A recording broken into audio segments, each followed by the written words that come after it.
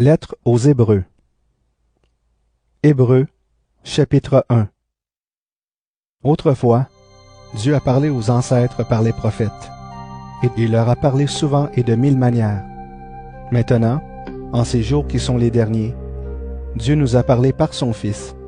C'est par ce Fils qu'il a créé le monde, et c'est lui que Dieu a choisi pour entrer en possession de toutes choses. Toute la gloire de Dieu brille sur lui. Ce Fils est vraiment ce que Dieu est, et sa parole puissante soutient le monde. Il a lavé les êtres humains de leurs péchés. Puis, il s'est assis dans les cieux à la droite du Dieu très puissant. Le Fils est bien plus important que les anges. En effet, Dieu lui a donné un nom plus grand que leur nom. Il n'a jamais dit à un ange, « Tu es mon Fils. Aujourd'hui, moi, je suis devenu ton Père. » Il n'a jamais dit non plus à un ange, « Moi, je serai un Père pour lui, et lui sera un Fils pour moi. » Mais quand Dieu a envoyé son Fils premier-né dans le monde, il a dit, « Tous les anges de Dieu doivent l'adorer. » Voici ce que Dieu a dit au sujet des anges. « J'utilise les anges comme j'utilise les vents. Ils me servent comme le font les éclairs. » Mais Dieu a dit à son Fils, « Tu es Dieu, ton pouvoir royal durera toujours. Tu gouvernes ton peuple avec justice. Tu aimes ce qui est juste. Tu détestes le mal. C'est pourquoi Dieu, ton Dieu, t'a choisi pour lui en versant sur ta tête une huile de fête. Il t'a préféré aux autres rois. » Dieu a dit aussi, « Au commencement, c'est toi, Seigneur, qui as créé la terre, et tes mains ont formé le ciel. Tout cela disparaîtra, mais toi, tu es toujours là. Le ciel et la terre s'useront comme des habits. Tu les plieras comme un vêtement. Oui, ils seront changés comme des habits. Mais toi, tu restes toujours le même, et ta vie ne finit pas. » Dieu n'a jamais dit à un ange, « Viens t'asseoir à ma droite. Je vais mettre tes ennemis sous tes pieds. » Est-ce que les anges ne sont pas tous des esprits qui servent Dieu? Dieu les envoie en mission. Ils aident ceux qui doivent entrer en possession du salut. Hébreux, chapitre 2. C'est pourquoi, faisons davantage attention aux paroles que nous avons entendues. Sinon, nous allons nous tromper de chemin. La parole que Dieu a donnée par l'intermédiaire des anges s'est montrée vraie. Certains ne l'ont pas respectée. Ils ne lui ont pas obéi, et ils ont tous reçu ce qu'ils méritaient. Alors nous, comment éviterons-nous cela si nous passons à côté d'un salut si grand? Ce salut, c'est le Seigneur qui a commencé à l'annoncer.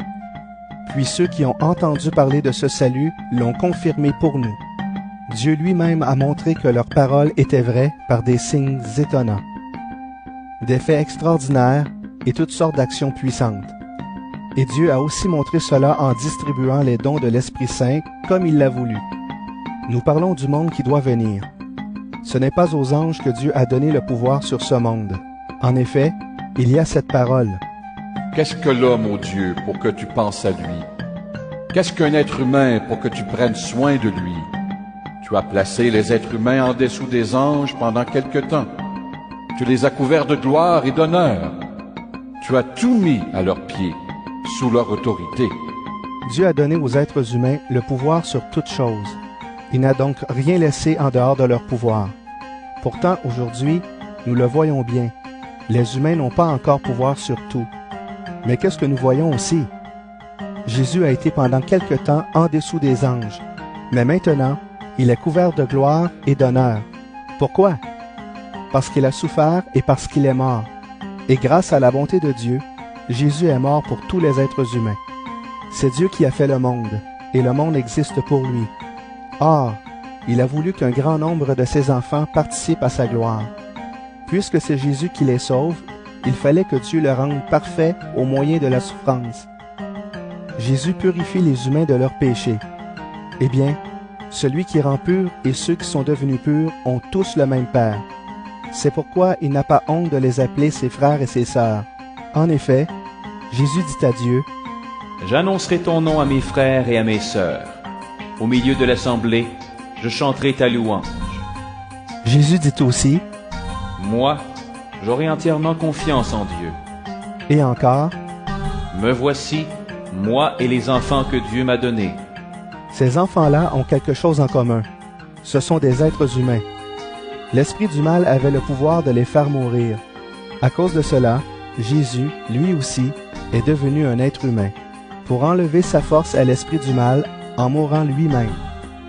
Les gens étaient comme des esclaves pendant toute leur vie, parce qu'ils avaient peur de la mort. En mourant, Jésus les a libérés. En effet, il ne vient pas aider les anges, mais il vient aider ceux qui sont de la famille d'Abraham. C'est pourquoi il devait ressembler entièrement à ses frères et à ses sœurs.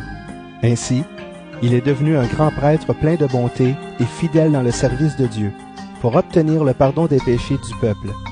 Oui, Jésus a souffert lui-même et il a été tenté. Il peut donc aider ceux qui sont tentés. Hébreux, chapitre 3. Frères et sœurs chrétiens, vous qui avez reçu l'appel de Dieu, regardez Jésus. Dieu l'a envoyé pour être notre grand prêtre, et c'est par lui que nous croyons. Autrefois, Moïse a été fidèle dans toute la maison de Dieu.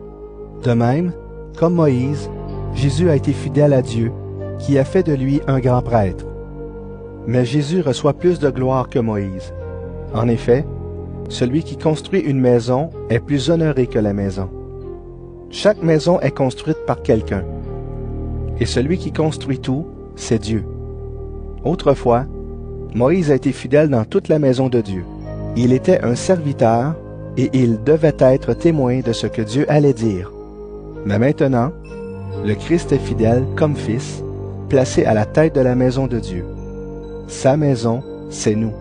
À une condition, nous devons garder confiance et être fiers de ce que nous espérons.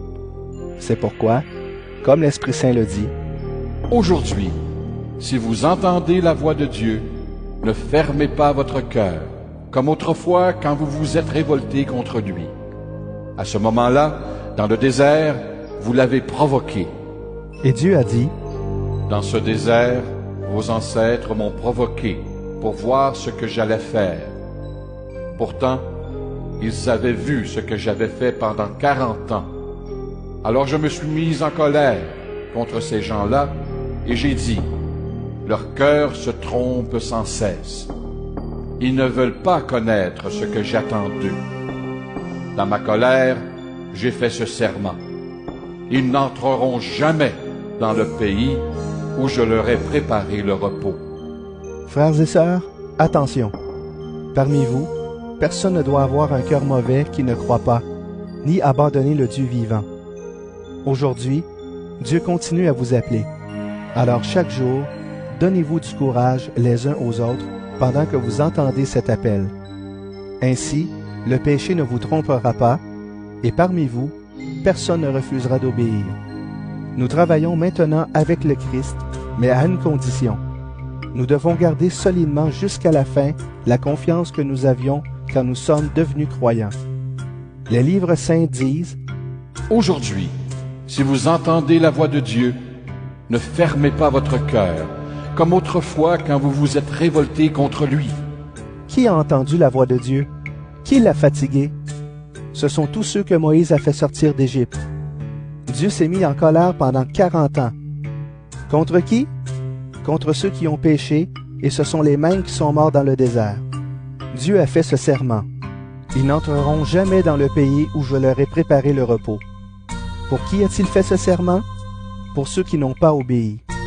Et en effet, nous voyons ceci. Ils n'ont pas pu entrer dans le repos de Dieu parce qu'ils n'ont pas cru. Hébreux, chapitre 4. Mais Dieu nous l'a promis. Nous entrerons dans son repos, et cette promesse est toujours valable. Alors attention, personne parmi vous ne doit penser qu'il arrive trop tard. On nous a annoncé la bonne nouvelle comme à nos ancêtres, mais la parole qu'ils ont entendue ne leur a servi à rien. Quand ils l'ont entendue, ils ne l'ont pas reçue en croyant en elle. Nous avons cru. Nous pouvons donc entrer dans le repos de Dieu. Dieu l'a dit. Dans ma colère, j'ai fait ce serment. Ils n'entreront jamais dans le pays où je leur ai préparé le repos. Pourtant, Dieu a fini son travail depuis la création du monde. En effet, il y a cette parole au sujet du 7e jour. Et Dieu s'est reposé le 7e jour de tout son travail. Dieu en parle aussi quand il dit « Ils n'entreront jamais dans le pays où je leur ai préparé le repos. » Ceux qui ont reçu la bonne nouvelle, les premiers n'ont pas obéi. Alors ils ne sont pas entrés dans le repos de Dieu. D'autres peuvent donc encore y entrer. C'est pourquoi Dieu fixe de nouveau un jour et il l'appelle « aujourd'hui ». Il a parlé de ce jour-là beaucoup plus tard par la bouche de David, dans le texte déjà cité. Aujourd'hui, si vous entendez la voix de Dieu, ne fermez pas votre cœur. Si Josué avait conduit le peuple dans le repos de Dieu, Dieu ne parlerait pas, après cela, d'un autre jour. Cela veut dire qu'il y a encore un repos pour le peuple de Dieu. Il ressemble au repos du 7e jour. En effet, celui qui entre dans le repos de Dieu se repose, lui aussi, de son travail, comme Dieu s'est reposé du sien. C'est pourquoi, cherchons de tout notre cœur à entrer dans ce repos. Ainsi personne ne tombera en suivant le mauvais exemple de ceux qui n'ont pas obéi. La parole de Dieu est vivante, elle est pleine de force. Elle coupe mieux qu'une épée qui coupe des deux côtés. La parole de Dieu entre en nous en profondeur. Elle va jusqu'au fond de notre cœur, jusqu'aux articulations et jusqu'à la moelle. Elle juge les intentions et les pensées du cœur. Rien n'est caché pour Dieu. Tout ce qu'il a fait se présente ouvertement devant ses yeux. Son regard découvre tout, et c'est à lui que nous devons rendre compte. Nous avons un grand prêtre puissant qui est arrivé jusqu'à Dieu. C'est Jésus, le Fils de Dieu. Alors gardons solidement ce que nous croyons. Le grand prêtre que nous avons est capable de souffrir avec nous de nos faiblesses. En effet, comme nous, il a été tenté en toutes choses, mais lui n'a pas péché. Approchons-nous donc avec confiance du Dieu puissant qui nous aime. Près de lui, nous recevrons le pardon, nous trouverons son amour, et ainsi, il nous aidera au bon moment. Hébreux, chapitre 5. Chaque grand prêtre est choisi parmi les êtres humains. Il est chargé de servir Dieu en leur faveur. Il offre les dons et les sacrifices pour les péchés. Le grand prêtre a lui-même beaucoup de faiblesses. Il peut donc comprendre les ignorants et ceux qui se trompent. Parce qu'il est faible, il doit offrir des sacrifices pour les péchés, non seulement pour le peuple, mais aussi pour lui-même. Personne ne peut se donner l'honneur d'être grand prêtre. C'est Dieu qui appelle à cela, comme il a appelé Aaron. Pour le Christ, c'est pareil. Ce n'est pas lui qui s'est donné l'honneur de devenir grand prêtre. Il l'a reçu de Dieu, qui a dit « Tu es mon fils. Aujourd'hui, moi, je suis devenu ton père. » Dieu a dit encore « Tu es prêtre pour toujours, à la façon de Melchizedek. » Le Christ, pendant sa vie sur terre, a adressé à Dieu des prières et des supplications avec de grands cris et des larmes. Il a prié Dieu qui pouvait le sauver de la mort. Et Dieu l'a écouté parce qu'il est resté fidèle. Le Christ est le Fils de Dieu, c'est vrai, mais par toutes ses souffrances, il a appris à obéir. Dieu l'a rendu parfait. Alors maintenant, ceux qui obéissent au Christ reçoivent par lui le salut qui dure toujours. Oui, Dieu l'a établi grand prêtre à la façon de Melchizedek. À ce sujet, nous avons beaucoup de choses à dire, mais elles sont difficiles à expliquer. En effet, vous êtes devenus lents à comprendre. Vous aviez le temps de devenir des maîtres, mais maintenant, vous avez besoin qu'on vous apprenne de nouveau les premières vérités de l'enseignement de Dieu. Vous n'êtes plus capable de manger de la nourriture solide, vous avez besoin de lait. Celui qui continue à boire du lait, c'est un bébé. Il ne peut donc pas discuter de ce qui est juste. Par contre, la nourriture solide est pour les adultes. Par leur expérience, ils ont entraîné leur conscience à faire la différence entre le bien et le mal. Hébreux, chapitre 6. C'est pourquoi, laissons derrière nous les premières leçons sur le Christ et passons à un enseignement d'adulte. Ne revenons pas sur ce qui fait la base de cet enseignement, c'est-à-dire l'abandon des actions qui conduisent à la mort et la foi en Dieu. les baptêmes et l'imposition des mains, le réveil des morts et le jugement définitif. Nous allons donc présenter un enseignement d'adulte, si Dieu le permet. Prenons le cas de ceux qui sont retombés dans leur ancienne vie. Ils ont été éclairés par la lumière de Dieu. Ils ont goûté au don du ciel et ils ont reçu l'Esprit Saint. Ils ont aimé la belle parole de Dieu. Ils ont senti la puissance des forces du monde qui vient. Et pourtant, ils sont retombés dans leur ancienne vie. Ces gens-là, on ne peut pas les amener une deuxième fois à changer leur vie. En effet, ils clouent de nouveau le Fils de Dieu sur la croix et ils donnent aux autres l'occasion de l'insulter. Prenons l'exemple d'un champ. Sa terre boit l'eau des nombreuses pluies qui tombent. Elle produit des plantes utiles à ceux qui la font cultiver. Alors Dieu bénit cette terre. Mais si elle produit des buissons d'épines et des chardons, elle ne vaut rien. Dieu va bientôt la rejeter et on finira par y mettre le feu. Nous parlons ainsi, mais en même temps, nous sommes sûrs que vous, frères et sœurs très aimés, vous êtes sur la bonne route, celle qui conduit au salut. Dieu n'est pas injuste. Il ne peut pas oublier ce que vous faites, ni l'amour que vous avez montré pour lui. Vous avez montré cet amour autrefois en servant les autres chrétiens, et vous le faites encore maintenant. Nous souhaitons seulement que chacun de vous reste actif jusqu'à la fin. Alors tout ce que vous espérez se réalisera. Ne devenez pas paresseux, mais vivez comme ceux qui croient et qui sont patients. Ceux-là reçoivent les biens que Dieu a promis. Quand Dieu a fait la promesse à Abraham, il l'a faite avec un serment. Mais personne n'était plus grand que Dieu pour être témoin de ce serment. Alors Dieu l'a fait par lui-même. Il a dit, « Oui, vraiment, je te bénirai et je te donnerai une grande famille. » Abraham a attendu avec patience et il a reçu ce que Dieu lui avait promis. Quand les gens font un serment, ils ont besoin d'un témoin plus grand qu'eux. Le serment rend leur parole sûre et ainsi, on ne peut plus dire le contraire. Avec Abraham, c'est la même chose. Sa famille devait recevoir les biens promis par Dieu. Dieu a voulu montrer clairement qu'il ne changerait jamais d'avis. C'est pourquoi il a ajouté un serment à sa promesse. Une promesse et un serment, voilà deux choses qu'on ne peut pas changer. Dans sa promesse et dans son serment, Dieu ne peut donc absolument pas mentir, et cela nous encourage beaucoup. Ainsi nous avons tout laissé pour saisir l'espérance qui nous est offerte. Pour notre vie, cette espérance est comme une ancre. Elle traverse même le rideau du temple dans le ciel et elle est fixée solidement. C'est là que Jésus est entré avant nous et pour nous. Il est devenu grand prêtre pour toujours à la façon de Melchisédek. Hébreux, chapitre 7. Ce Melchisédek était roi de Salem et prêtre du Dieu Très-Haut. Abraham revenait du combat où il avait vaincu les rois.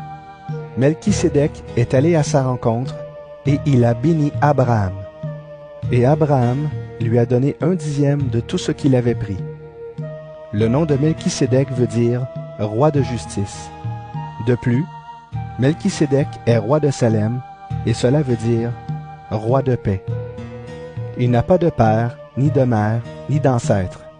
On ne parle jamais de sa naissance, ni de sa mort. Il ressemble au Fils de Dieu. Il reste prêtre pour toujours. Voyez combien Melchisédek est important.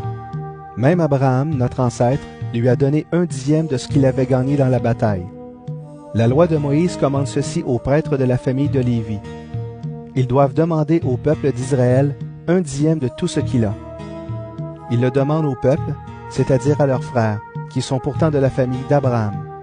Or, Melchisédek, lui, n'appartenait pas à la famille de Lévi, et pourtant, il a reçu d'Abraham 1/10 de ce qu'il avait gagné.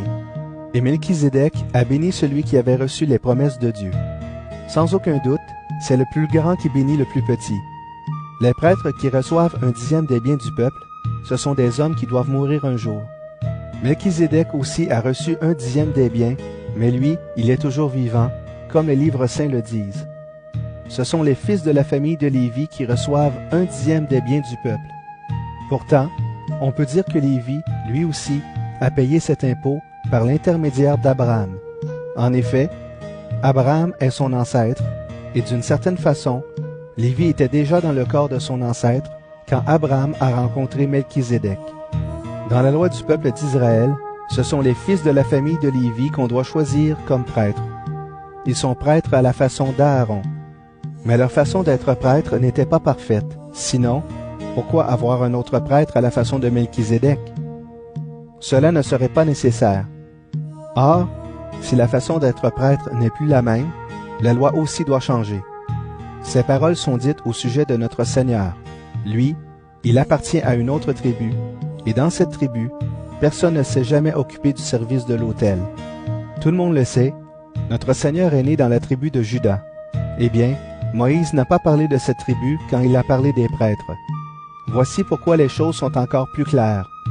Un autre prêtre est venu, et il ressemble à Melchizedek. Il n'est pas prêtre selon une règle et selon des commandements humains. Il est devenu prêtre par la puissance d'une vie qui ne peut pas finir. C'est vrai, les livres saints le disent. Tu es prêtre pour toujours, à la façon de Melchizedek. L'ancienne règle était imparfaite et inutile, alors on l'a supprimée. La loi de Moïse n'a rien produit de parfait, mais une espérance meilleure nous est donnée, et par elle, nous nous approchons de Dieu. De plus, il y a eu un serment. Les autres sont devenus prêtres sans serment. Mais pour Jésus, Dieu a fait un serment quand il lui a dit « Le Seigneur a fait ce serment, et il ne reprendra pas sa parole. Tu es prêtre pour toujours. » C'est pourquoi, avec Jésus, nous sommes sûrs d'avoir une alliance meilleure. Il y a encore une différence. Les autres prêtres ont été très nombreux, parce que la mort les empêchait de rester toujours prêtres.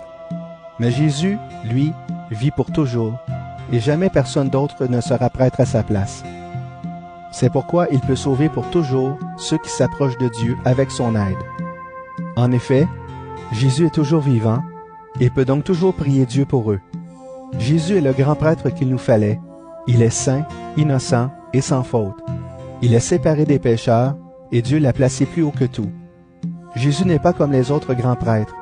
Il n'a pas besoin d'offrir des sacrifices chaque jour. D'abord pour ses péchés à lui, ensuite pour ceux du peuple. Il a fait cela une fois pour toutes en s'offrant lui-même. La loi de Moïse établit comme grand prêtre des hommes imparfaits, mais le serment de Dieu, qui vient après la loi, établit comme grand prêtre le Fils devenu parfait pour toujours. Hébreux, chapitre 8. Voici le point le plus important de ce que nous voulons dire. Nous avons bien un tel grand prêtre. Il s'est assis dans les cieux, à la droite du Dieu très puissant. Il accomplit son service dans le lieu saint, c'est-à-dire dans la vraie tente. C'est le Seigneur qui l'a planté, ce n'est pas un être humain. Chaque grand prêtre est établi pour offrir des dons et des sacrifices. Jésus, lui aussi, doit donc avoir quelque chose à offrir. Si le Christ était sur la terre, il ne serait même pas prêtre.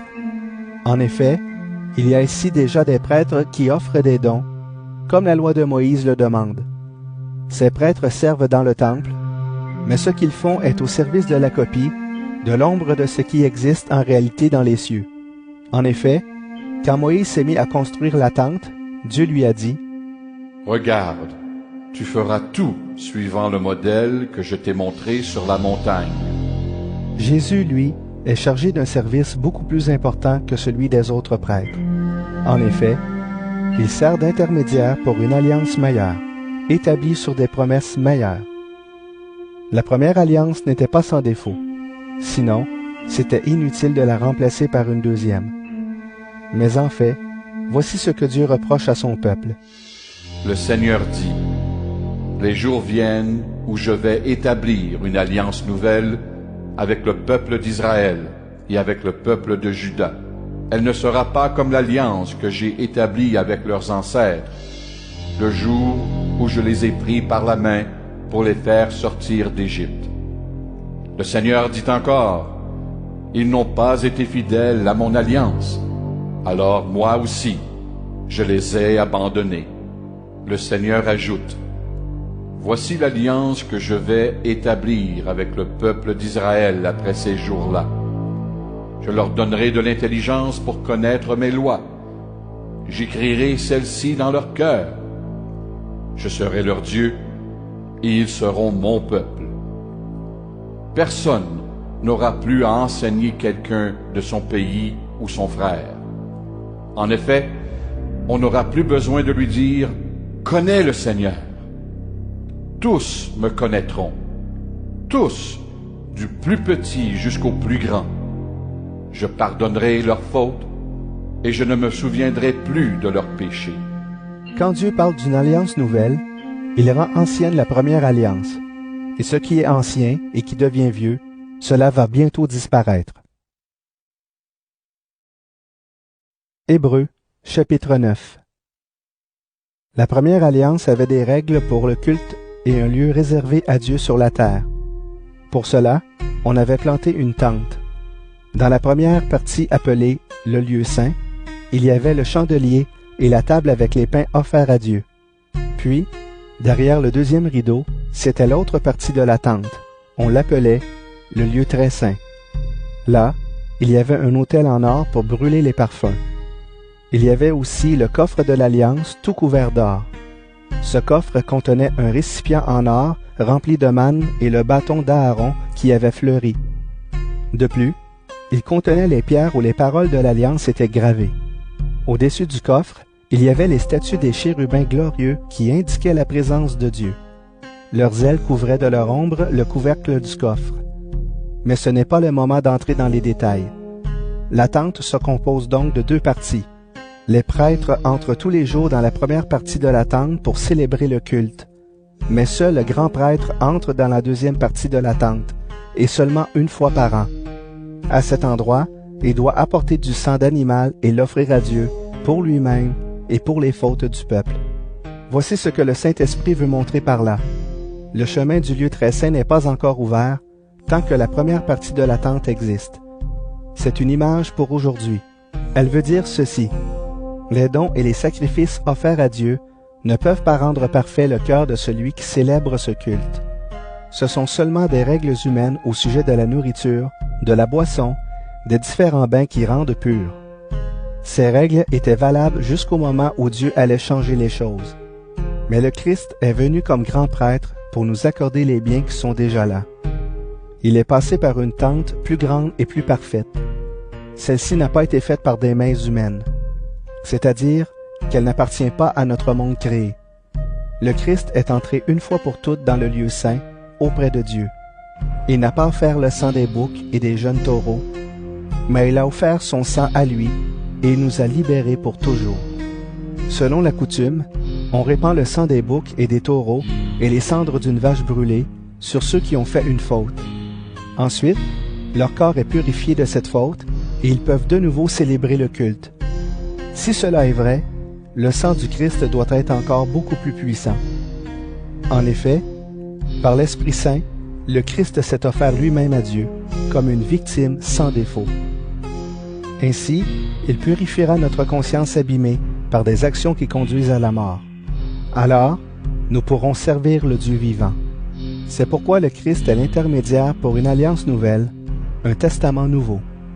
Il est mort pour libérer les êtres humains des fautes commises quand ils étaient soumis à la première alliance.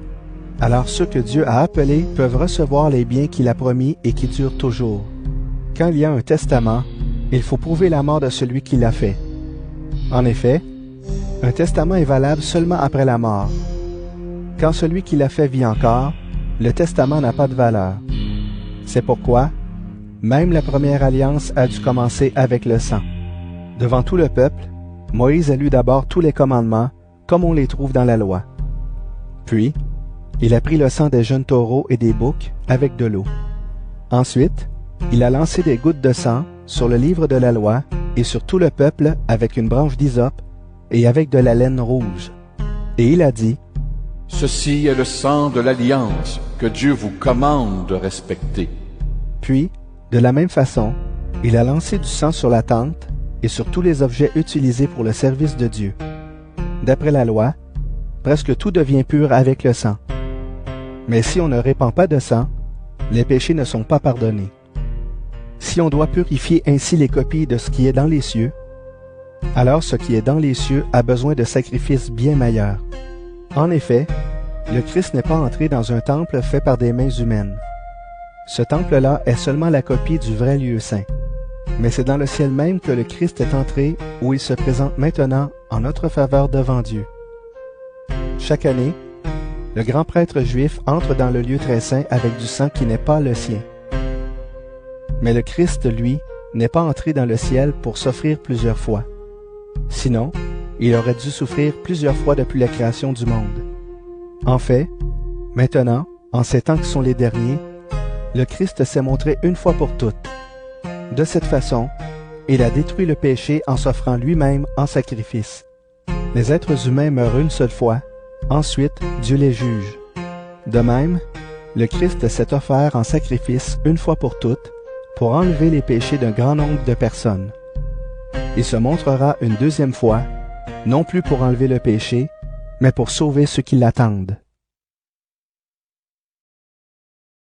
Hébreux, chapitre 10.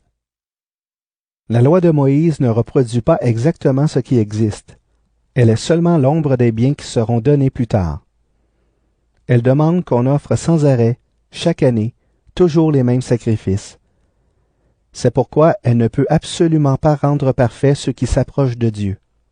Sinon, ceux qui rendent ce culte à Dieu seraient lavés de leurs péchés une fois pour toutes. Ils ne se sentiraient plus du tout coupables et on n'offrirait plus aucun sacrifice. Mais bien au contraire, ces sacrifices rappellent chaque année le souvenir des péchés, parce que le sang des taureaux et des boucs ne peut pas enlever les péchés. C'est pourquoi, au moment où le Christ va entrer dans le monde, il dit à Dieu, « Tu n'as pas voulu de sacrifice ni d'offrande, mais tu m'as fait un corps. Les animaux brûlés sur l'autel et les sacrifices pour les péchés ne te plaisent pas. Alors je t'ai dit, me voici, je viens faire ce que tu veux. C'est ce qui est écrit à mon sujet dans les livres saints. » Le Christ dit d'abord, « Tu n'as pas voulu de sacrifice, ni d'offrande, ni d'animaux brûlés sur l'autel, ni de sacrifices pour les péchés. Ils ne te plaisent pas. Et pourtant, la loi demande qu'on offre tous ces sacrifices. » Le Christ dit ensuite, « Me voici, je viens faire ce que tu veux. » Le Christ supprime les anciens sacrifices et il les remplace par le sien. Jésus-Christ a fait ce que Dieu voulait. Il a offert son corps une fois pour toutes, et nous sommes alors libérés du péché. Chaque prêtre se tient debout tous les jours pour faire le service de Dieu. Il offre souvent les mêmes sacrifices, mais ceux-ci ne pourront jamais enlever les péchés. Au contraire, le Christ a offert un seul sacrifice pour les péchés, puis il s'est assis pour toujours à la droite de Dieu. Maintenant, il attend que Dieu mette ses ennemis sous ses pieds. Avec une seule offrande, il a rendu parfait pour toujours ceux qui sont libérés du péché. L'Esprit Saint nous l'affirme aussi en disant d'abord, « Le Seigneur dit, voici l'alliance que je vais établir avec eux après ces jours-là. Je mettrai mes lois dans leur cœur et je les écrirai dans leur intelligence. » Puis il ajoute, « Je ne me souviendrai plus de leurs péchés ni de leurs fautes. » Et quand les péchés sont pardonnés, on n'a plus besoin d'offrande pour les enlever. Frères et sœurs chrétiens, nous sommes sûrs de pouvoir entrer librement dans le lieu très saint, parce que Jésus a répandu son sang. Il a ouvert pour nous un chemin nouveau, et vivant à travers le rideau du temple, c'est-à-dire à travers son corps humain. Et nous avons un grand prêtre placé à la tête de la maison de Dieu. Notre cœur est nettoyé de tout ce qui le rend coupable, et notre corps a été lavé dans une eau pure. Alors approchons-nous de Dieu avec un cœur sincère et en croyant avec assurance. Affirmons ce que nous espérons sans nous décourager. Oui, Dieu a fait des promesses et il est fidèle. Prenons soin les uns des autres pour nous encourager à aimer et à faire le bien. N'abandonnons pas nos assemblées comme certains qui ont pris l'habitude de ne plus venir.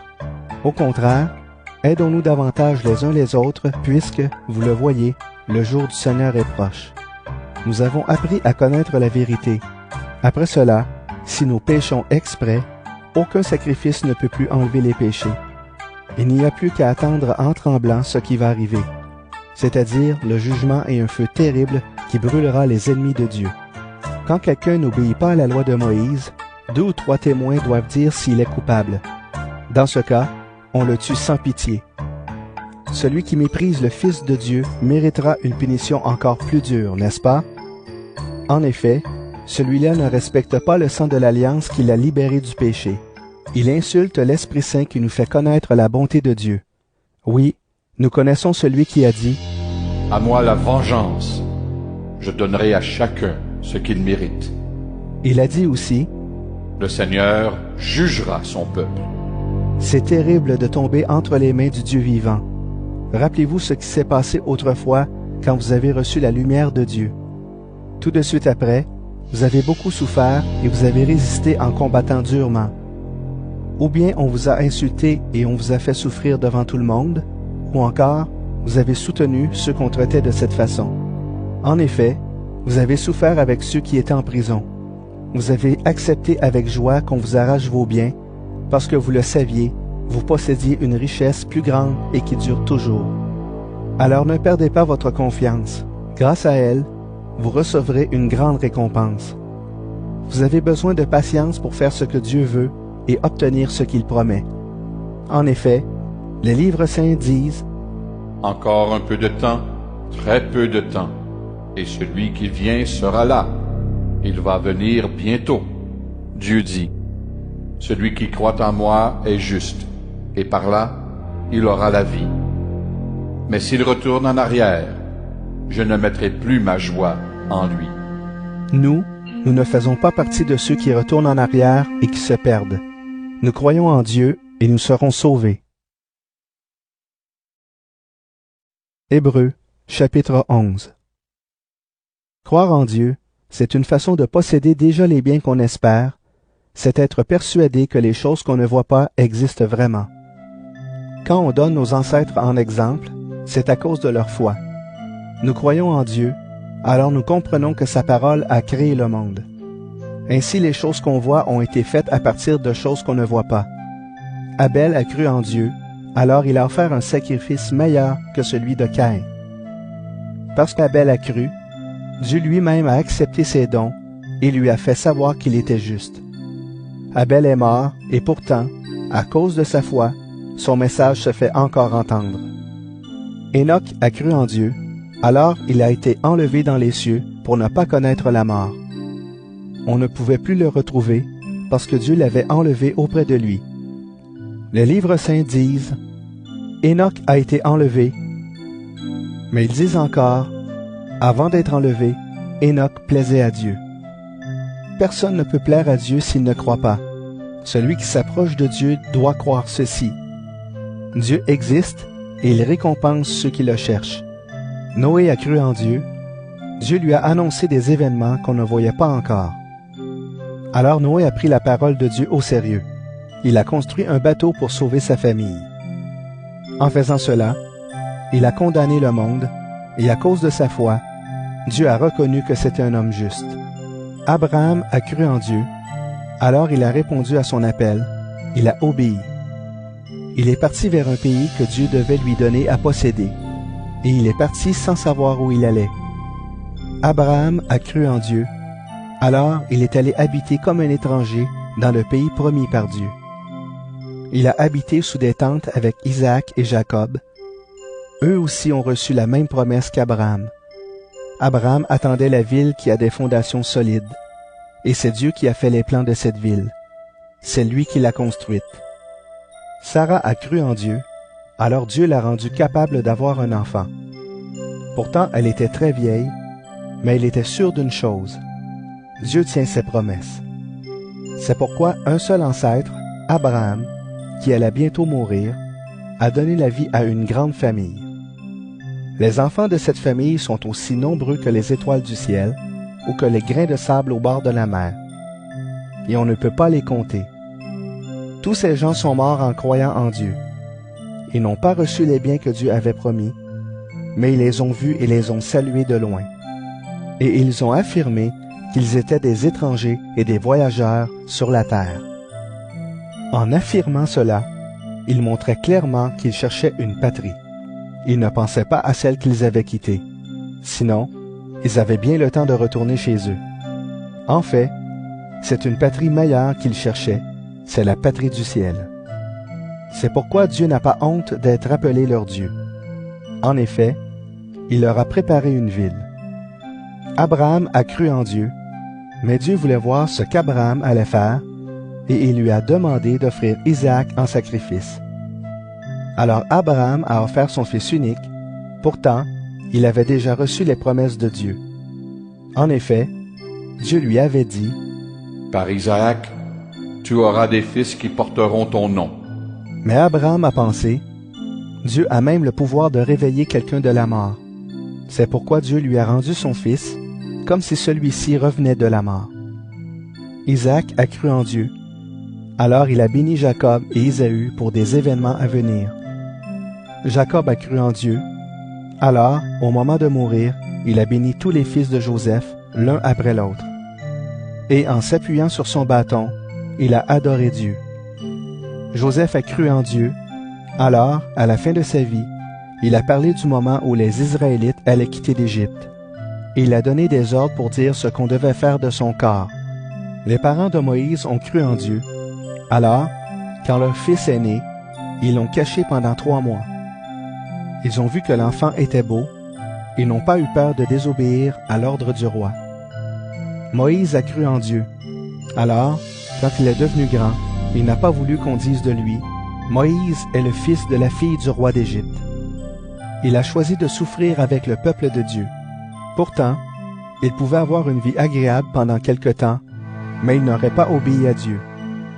Le trésor de l'Égypte était grand, mais pour Moïse, recevoir des insultes comme le Messie allait en recevoir avait beaucoup plus de valeur. En effet, il regardait plus loin, vers la récompense à venir. Moïse a cru en Dieu, alors il a quitté l'Égypte sans avoir peur de la colère du roi. Il est resté solide comme s'il voyait le Dieu invisible. Moïse a cru en Dieu, alors il a fait célébrer la Pâque et il a fait répandre du sang sur les portes des maisons. Ainsi, l'ange de la mort n'a pas touché au fils aîné des Israélites. Les Israélites ont cru en Dieu, alors ils ont traversé la mer Rouge comme une terre sèche. Mais quand les Égyptiens ont essayé de passer, l'eau les a noyés. Les Israélites ont cru en Dieu, alors ils ont fait le tour de Jéricho pendant 7 jours, et les murs de la ville sont tombés. Rahab, la prostituée, a cru en Dieu. Alors on ne l'a pas tuée avec les ennemis de Dieu, parce qu'elle avait bien accueilli les espions israélites. Qu'est-ce que je peux dire encore? Le temps va me manquer pour parler en détail de Gédéon, Barak, Samson, Jephthé, David, Samuel et des prophètes. Parce que ces hommes ont cru en Dieu, ils ont vaincu des royaumes, ils ont fait ce qui est juste, ils ont reçu ce que Dieu avait promis, ils ont fermé la gueule des lions. Ils ont éteint des feux violents, ils ont évité d'être tués par l'épée. Ils sont tombés malades et ils ont retrouvé des forces. Pendant les guerres, ils ont été courageux, ils ont repoussé des armées étrangères. Des femmes ont cru en Dieu, alors elles ont retrouvé leur mort, parce que ceux-ci sont revenus à la vie. D'autres hommes ont été torturés, mais ils n'ont pas voulu qu'on les délivre. En effet, ils préféraient revenir de la mort à une vie meilleure. D'autres ont supporté des insultes et des coups de fouet. On a attaché certains avec des chaînes et on les a mis en prison. On les a tués en leur jetant des pierres, ou bien on les a sciés en deux, ou on les a tués par l'épée. D'autres sont allés d'un endroit à un autre, habillés avec des peaux de mouton ou des peaux de chèvre. Il manquait de tout. On les faisait beaucoup souffrir et on les traitait vraiment mal. Pourtant le monde n'était pas digne de ces gens-là. Ils sont allés d'un endroit à un autre, dans les déserts, dans les montagnes, dans les abris des rochers et dans les trous de la terre. Ils ont tous cru en Dieu, c'est pour cela qu'on les a donnés en exemple, mais ils n'ont pas reçu ce que Dieu avait promis. En effet, Dieu avait prévu quelque chose de meilleur encore pour nous. C'est pourquoi il ne devait pas devenir parfait sans nous.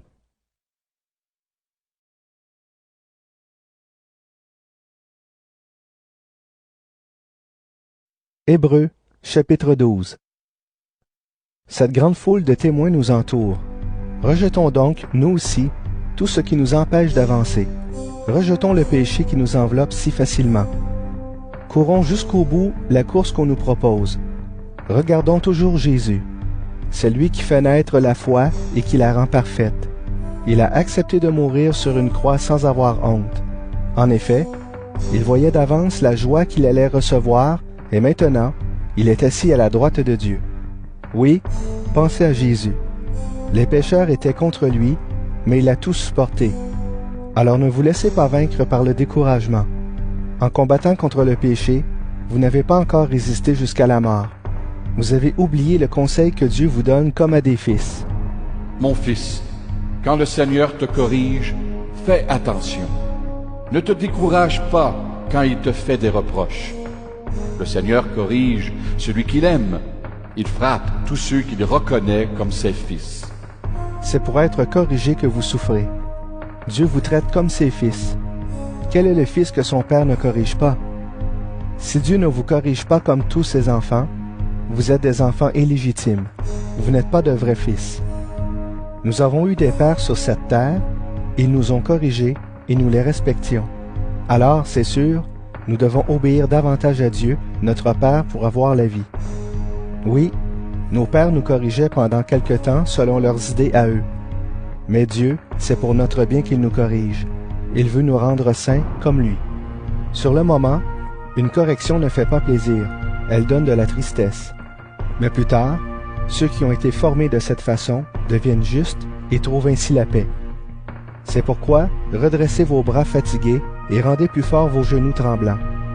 Faites de bonnes pistes pour vos pieds, alors celui qui boite ne se tordra pas la cheville. Au contraire, il guérira. Cherchez à vivre en paix avec tout le monde et à mener une vie qui plaît à Dieu. Sans cela, personne ne verra le Seigneur. Attention, personne ne doit refuser ce que Dieu fait pour lui. Parmi vous, aucune plante amère ne doit pousser pour troubler la communauté avec son poison. Attention, ne menez pas une vie immorale. Respectez les choses saintes. Ne faites pas comme Isaü qui, pour un seul repas, a vendu son droit de fils aîné.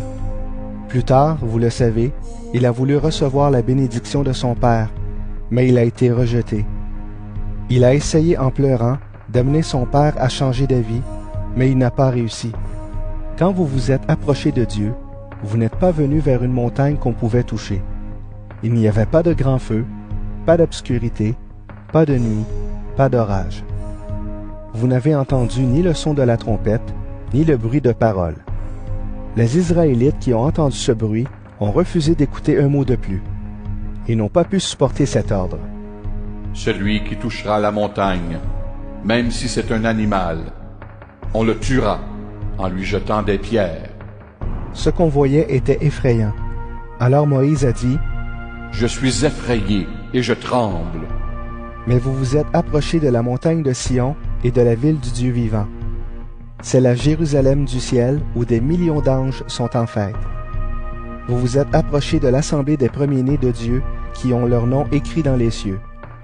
Vous vous êtes approchés de Dieu qui juge le monde entier. Vous vous êtes approchés des personnes justes qui sont devenues parfaites. Vous vous êtes approchés de Jésus qui a répandu son sang pour nous rendre purs. Il est l'intermédiaire d'une alliance nouvelle que Dieu a établie avec nous, et son sang répandu parle plus fort que celui d'Abel. Attention, ne refusez pas d'écouter celui qui vous parle. Sur la terre, Moïse a averti les Israélites, mais ils ont refusé de l'écouter, et ils n'ont pas échappé à la punition. Nous, c'est du ciel que Dieu nous parle. Si nous lui tournons le dos, nous serons punis, c'est sûr. Autrefois, la voix de Dieu a fait trembler la terre. Aujourd'hui, Dieu nous fait cette promesse. Encore une fois, je ferai trembler non seulement la terre, mais aussi le ciel. Les mots « encore une fois » annoncent ceci. Les choses créées, qui peuvent être bouleversées, disparaîtront. Ainsi, les choses qui ne peuvent pas être bouleversées continueront à exister. Nous recevons un royaume que personne ne peut faire bouger. Alors remercions Dieu et servons-le d'une façon qui lui plaise, avec confiance et respect. Oui, notre Dieu est un feu qui détruit. Hébreux, chapitre 13. Continuez à vous aimer comme des frères et sœurs chrétiens. N'oubliez pas de bien recevoir ceux qui viennent chez vous. Quelques-uns, en faisant cela, ont reçu des anges sans le savoir. Pensez aux prisonniers comme si vous étiez en prison avec eux. Pensez à ceux qu'on torture comme si c'était vous qu'on torturait. Tous doivent respecter le mariage. Mari et femme doivent rester fidèles l'un à l'autre. Dieu jugera ceux qui ont une vie immorale et ceux qui sont adultères. Ne soyez pas attachés à l'argent, soyez contents de ce que vous avez. En effet, Dieu lui-même a dit, « Non, je ne te laisserai pas, je ne t'abandonnerai pas. » Alors nous pouvons dire avec confiance, « Le Seigneur vient à mon secours, je n'aurai pas peur. Aucun être humain ne peut me faire de mal. » Souvenez-vous de vos anciens responsables qui vous ont annoncé la parole de Dieu. Regardez comme ils ont fini leur vie et imitez leur foi. Jésus-Christ est le même, hier, aujourd'hui et pour toujours. Ne vous laissez pas tromper par toutes sortes d'enseignements bizarres. Si c'est la bonté de Dieu qui nous encourage, c'est bien. Mais les règles au sujet de la nourriture n'ont jamais servi à ceux qui les suivent. Nous avons un autel, et les prêtres juifs n'ont pas le droit de manger ce qui vient de cet autel. En effet, eux, ils servent dans le temple. Là, le grand prêtre juif apporte le sang des animaux dans le lieu très saint pour enlever les péchés, et les corps de ces animaux sont brûlés en dehors du camp. C'est pourquoi Jésus, lui aussi, est mort en dehors de Jérusalem pour libérer le peuple de ses péchés avec son sang à lui. Sortons donc à sa rencontre en dehors du camp, en supportant les mêmes insultes que lui. Sur la terre, nous habitons une ville qui ne durera pas toujours, mais nous cherchons la ville qui existera plus tard. Par Jésus, offrons sans cesse à Dieu un sacrifice de louange, c'est-à-dire des chants qui le reconnaissent comme Seigneur. N'oubliez pas de faire le bien et de partager ce que vous avez. Voilà les sacrifices qui plaisent à Dieu. Obéissez à vos responsables et soyez-leur soumis. Ils veillent sur vous parce qu'ils devront rendre des comptes à Dieu. Alors, si vous obéissez, ils feront leur travail avec joie. Sinon, ils le feront en se plaignant et vous n'y gagnerez rien. Priez pour nous. Nous sommes sûrs que nous n'avons rien à nous reprocher. En effet, nous cherchons toujours à bien faire. Je vous le demande avec force, priez pour que je revienne plus vite parmi vous. C'est Dieu qui nous donne la paix. Il a fait remonter de chez les morts notre Seigneur Jésus, qui est le grand berger des moutons. Et le sang de son sacrifice a obtenu pour nous une alliance qui dure toujours. Que ce Dieu vous rende capable d'agir toujours bien pour faire ce qu'il veut. Qu'il accomplisse en nous, par Jésus-Christ, ce qui lui plaît. Rendons gloire à Jésus-Christ pour toujours. Amen. Frères et sœurs, je vous le demande, écoutez avec patience ces paroles d'encouragement. En effet, ma lettre n'est pas très longue. Voici une nouvelle. Notre frère Timothée a été libéré. S'il arrive assez vite, j'irai vous voir avec lui. Saluez tous vos responsables et tous les chrétiens. Ceux d'Italie vous saluent. Que l'amour de Dieu soit avec vous tous.